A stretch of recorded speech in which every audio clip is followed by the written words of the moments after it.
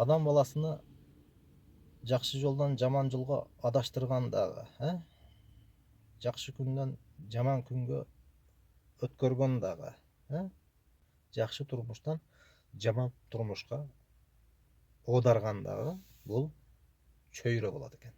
Адамдын чөйрөсү болот экен.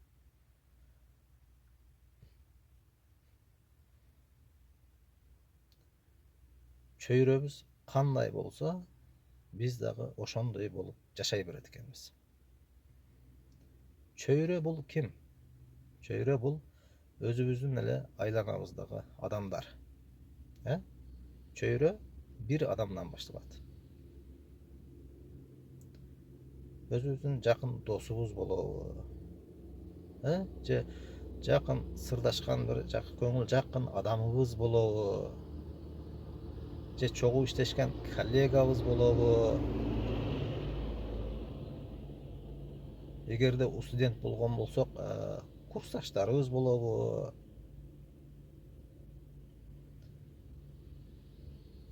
айырмасы жок.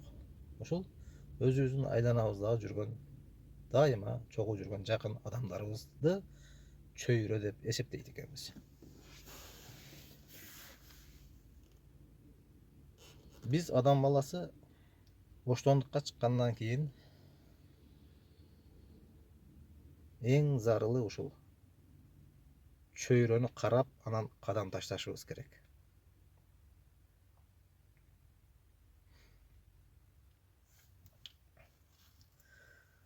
Бир мисал алып көрөлү. Жерибизди которуп иштейбиз деп, башка жерге, башка өлкөгө бардык да. Анан бир ишканага кирдик. Ошол ишканада иши жакшы, жеңил, таза, акчасы дагы жакшы. Бирок ишкананын ичиндеги иштеп жаткан ишчилери жакшы эмес.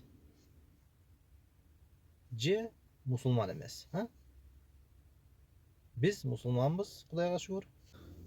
Анан биз ошол ишкананын ичиндеги иштеп жаткан ишчилерге кызыкпадык, көңүл дагы бурбадык, болгону ишке кызыгып, ишине көңүл буруп, акчасына кызыктык да. Анан кирип алдык ошол жерге.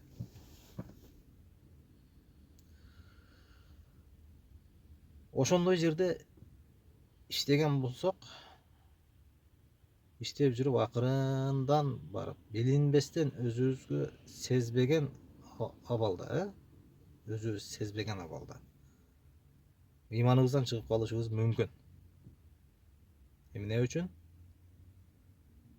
Коллегаң мусулман эмес.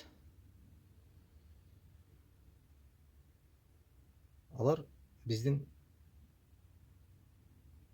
каада салтыбызга, биздин динибизге туура келбеген көп иштерди аткарышы мүмкүн. Туура да, мусулман эмес адамдардын ишканасында сөзсүз ошондой болот. Анан биз эмне кылабыз? Ошол коллегабызга кошулуп, коллегабыз кандай иштерди аткарса, биз дагы ошону аткарабыз, сөзсүз. Бул менин ишим. Мен муну кылышым керек, кылбасам эмне? Айлыгымды бербейт деген ойдо биз сөзсүз кылабыз.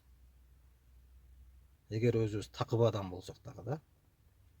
Ошентип жүрүп, өзүбүз сезбеген абалда ыймандан чыгып калышыбыз мүмкүн. Ыймандан чыкканыбыздан кийин эмне болот? Ар жагы кийин өзүбүз эле жаман иштерге барабыз. Өзүбүз эле кыла баштайбыз жаман иштерди. Жакшы адамдардын келечекке максаты, жакшына ой пландары болот. Жаман адамдардын келечекке максаты жана жакшы ой пландары болбойт эч качан. Булар бүгүн кандай жыргап жашашса, эртең деле бүгүнкүдөй жыргап жашаганды көздөйт жана ошого аракет кылышат.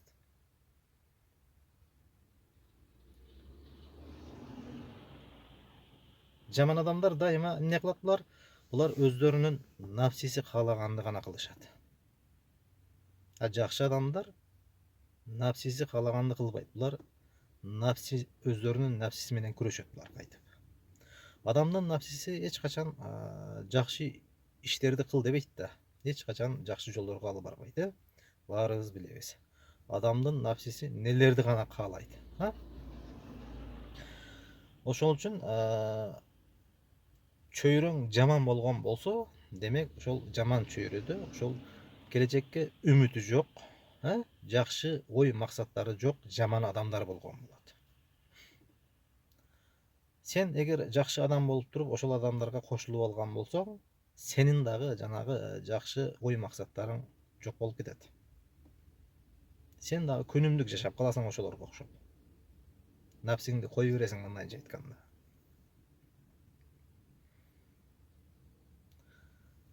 Ошол үчүн биз адам баласы үйдөн сыртка чыккандан кийин, өзүбүздүн жашообузду өзүбүз башкара баштагандан кийин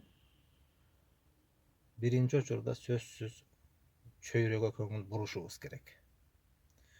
Эгерде бул нерсеге баланын акылы жетип чөйрөгө көңүл бура бербеген болсо, ата энелер биз көңүл буруп баланы карашыбыз керек.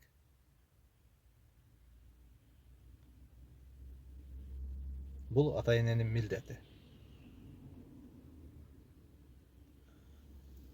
Балдар кийин чоңойгондон кийин кандай жолго түшөт? Жана кандай жашоо көрөт? Келечекте бактылуу болобу, бактысыз болуп калышабы? Жакшы жолдо жүрүп калышабы, жаман жолдо жүрүп калышабы? Буга түздөн түз эне себепкер болот. Ата эмес, эне себепкер болот. Бүгүнкү күндө ажырашып жаткан үй бүлөлөрдүн көпчүлүгү дагы ушул өздөрүнүн чөйрөсүнүн айынан ажырашып жатышат. Өздөрүнүн жеке жашоосунан эмес. Кантип?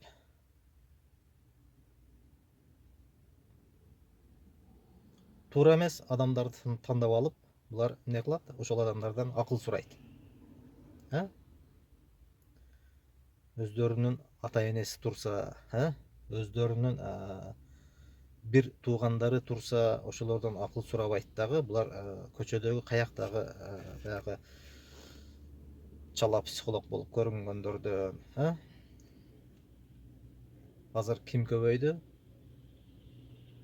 Илими жок, эки жүздүүлөр көбөйдү. Молдо болуп, өзүнчө молдо болуп көрүнгөндөр. Ошолордон барып акыл сурайт.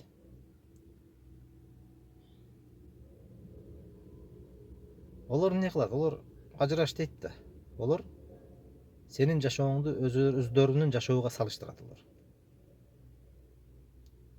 өздөрүнүн жашоого салыштырып отуруп сени ажыратып коет. Турмушуңду бузуп коет жөн эле. Эки адамдын жашоосу менен тагдыры эч качан окшошпойт. Эч качан окшош болбойт, жана Аллах Таала окшош кылып жазган дагы эмес. Ошол үчүн эки адамдын жашоосуну окшоштурбаш керек. Эки адамдын тагдырын дагы бири-бириге салыштырбаш керек. Адамдар башка-башка, тагдыры дагы башка-башка. Бүгүнкү күндө ушул 30 жаштагы, 35, 40, 45 жаштагы кыйналып жашап жүргөн үй бүлөлөр. Же болбосо турмушунан ажырашып кеткендер, ушулардын бардыгы убагында чөйрөнү туура эмес тандап алгандар.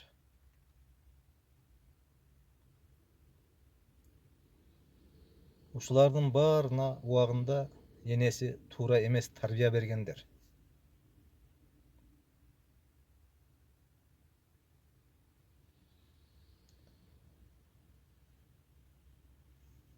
Бала чоңоюп өзүнчө болгондон кийин турмушунда кандай кыйынчылык көрөт? Же бала өзү кандай жаман жолдорго кирип кетет.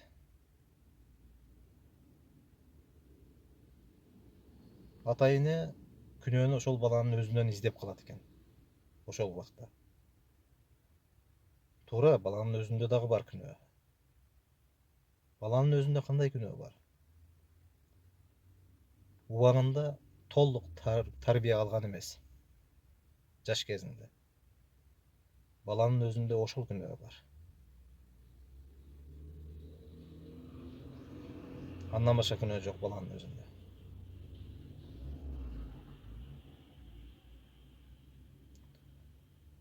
Баланын толук тарбия албай калгандыгына ким себепкер?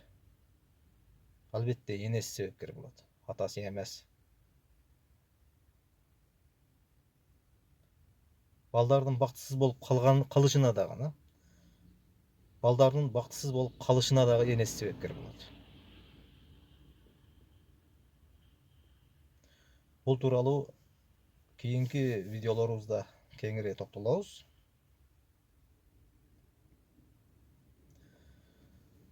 Мен сиздерге кайрылат элем, урматтуу жаштар же урматтуу ата-энелер.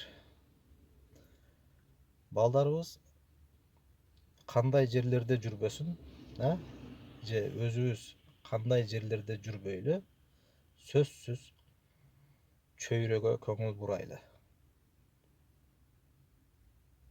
Сөзсүз биринчи учурда чөйрөнү тандайлы. Эгер биз чөйрөгө көңүл бурбасак, чөйрөнү тандабаган болсок, кандай чөйрө туш келсе, ошондой чөйрө менен жүрө берген болсок, анда биз кийин кыйналып калышыбыз мүмкүн. Ошол үчүн өзүбүзгө сак болойлу, чөйрөбүзгө этият болойлу. Мен сиздер менен коштошомун. Кийинки көрүшкөнгө чейин саламатта калыңыздар.